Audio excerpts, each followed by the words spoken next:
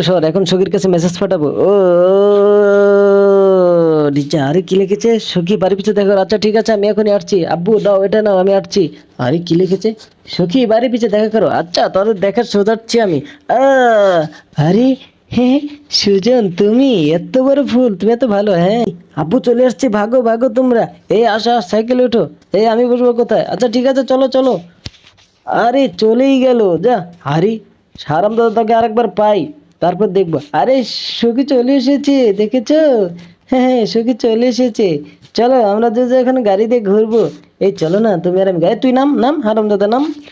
Please তুমি আসো না, একসাথে ঘুরি। তোর ঘোরার ছোটাচ্ছি, ছাড় হারাম দাদা, সর এখান থেকে।